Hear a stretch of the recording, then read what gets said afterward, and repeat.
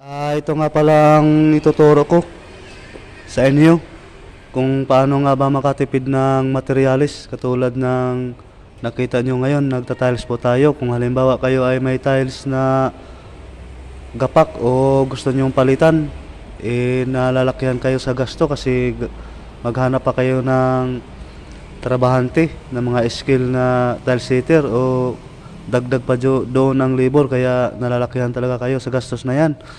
Kaya ito ang ituturo ko sa inyo, kaya kayang-kaya niyo ito gumawa kahit ikaw lang mag-isa. Kaya itong tips na to ay para sa inyo sa nanonood nito ngayon. Kaya ito nga tayo nagta-tiles ngayon. Kung nakita mo itong lawak na binaklasan ko na tiles at napapansin nyo ay hindi ko tiniktikan. Walang tik-tik po yun, pero nagtatapping po ako at binalik ko ang tiles. Kaya ang ginagawa natin ngayon, nagpabili po ako ng simento at saka adhesive.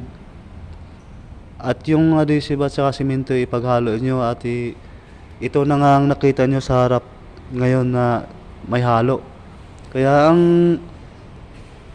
tapping natin nito, kasi gawa nga ng hindi natin tiniktikan, ibig sabihin nipis lang, makapal pa sa papel konti. Kaya yun lang ang tapping nito. Kaya ko ito may turo sa inyo para mabawasan yung gastos at makatipid kayo, at kayo na rin ang gagawa at kayang-kaya nyo to. Katulad na lang sa sinasabi ko na halimbawa kung magpalit kayo ng tiles kasi nagsawa na sa kulay, babaklasin mo ang tiles ngayon at saka wag mo nang tiktikan. Ang gagawin mo na lang, bili ka na lang ng tiles adhesive at saka simento. Yun ang haluin mo at yun ang pinaka-tapping mo.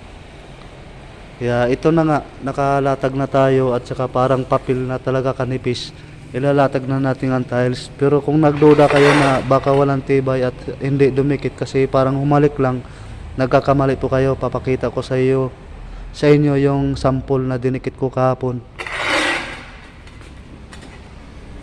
Idikit muna natin tong isa.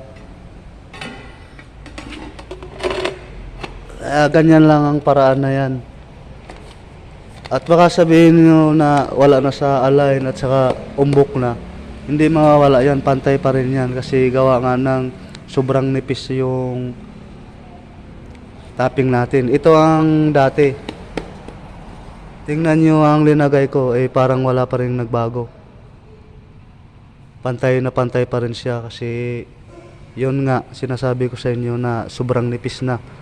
Kaya kung sa tibay lang at saka dikitan, talagang dikit na dikit po ito kasi ang ginamit natin tiles adhesive at saka simento. Kaya yon ang ipapayo ko sa inyo kung kayo ay nagtitipid. Kaya tingnan po natin kaya inapakan natin kasi para madiin-diin man lang. Kaya tingnan po natin yung sample na ginawa ko kahapon kasi di rin ako nakapaniwala kahit sa sobrang nipis ay kapit na kapit talaga. Kaya dito na ang sample na kinabit natin kahapon.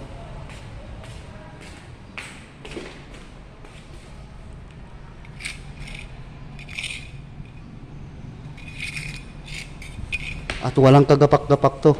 Kahit sabihin natin papil-papil yung tapping natin.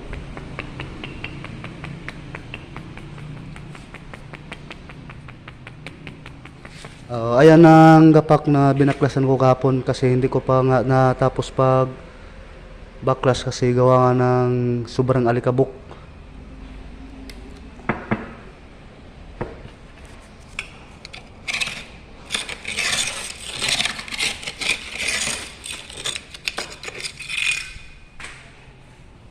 Kaya nga ayan po, maraming salamat sa panonood.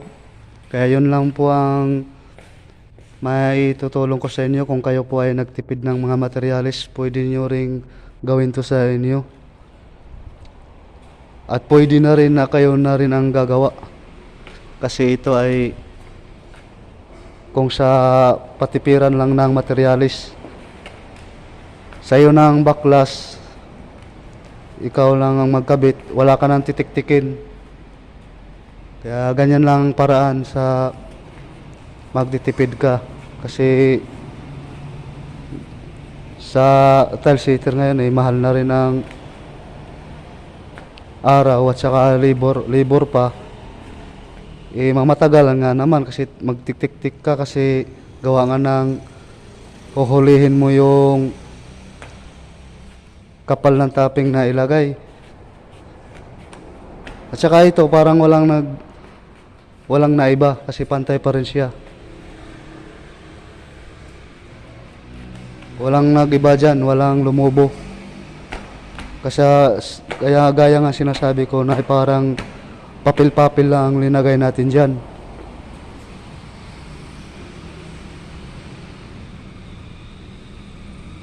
Nakita nyo naman na wala na siyang maibaon kasi gawa nga nang hindi natin siya tiniktikan. Parang nahulog na lang, parang dinikit mo lang yan. Pero tibay po yan, swak sa tibay po yan. Kaya yun lang po, maraming salamat sa panonood.